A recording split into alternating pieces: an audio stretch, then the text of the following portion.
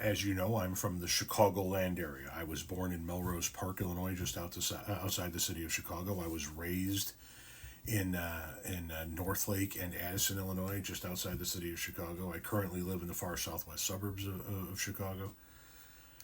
Born and raised in the area. You also know that I spent my summers in southern Indiana, and after eighth grade, I moved to southern Indiana to do my high school years, and I have a lot of family down there. And as a result of those connections and the piss poor management of a particular sports team up here, I am an Indianapolis Colts fan rather than a Chicago Bears fan. I would love to be a Chicago Bears fan. I would love to root for a solid team in the city that I love. But the McCaskey family has made that impossible. They have been the cheapest family in football history, and they have cut the corners and done the things they needed to do to pinch pennies over the years. And then when they started to actually spend money, they put the idiot in the family in charge of it. I'm sorry, but that's the case. It just is.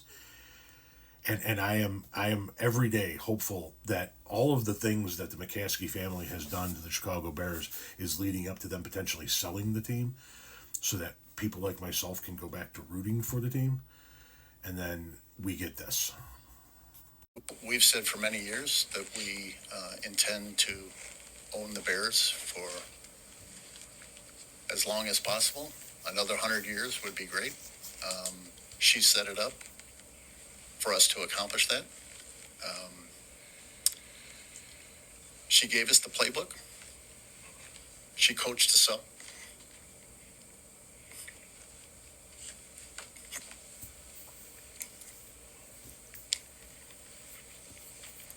Now we got to execute the plan, and we're prepared to do that.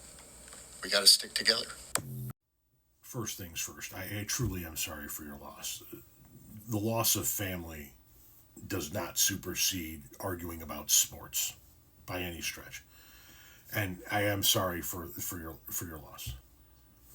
In regard to the conversation that's being had, though, the problem is, with all due respect, you don't know how to implement the plan. She may have coached you up. She may have given you the playbook. She may have set things up for you to be able to carry on family ownership of the Chicago Bears. But what you cannot do, for whatever reason, is you cannot put a winner on the field. Ever since you've taken over operations of the team has been a dismal failure of epic proportions. You have poured through coaches and quarterbacks and staff. You don't know what you're doing. So please, sell the fucking team. Just sell the team to somebody who's going to give a shit about putting a winning product on the field. The people of the city of Chicago deserve a winning football team. The NFL exists because George Halas, Papa Bear Halas, called that meeting in Ohio, where the Football Hall of Fame currently sits, to have the conversation with the original owners of the teams spread out across the country to form this thing, what is now the National Football League. The Chicago Bears are the flagship team of the NFL. And your family, your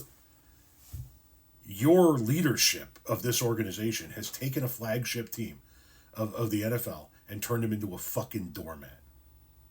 A laughingstock.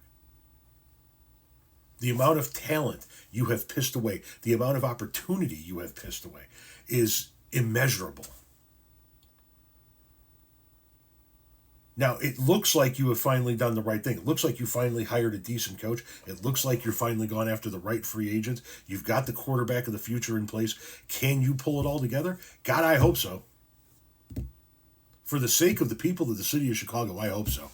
They've been through enough shit with your fucking shenanigans, man. Either figure out how to put a winning team on the field or sell the fucking team.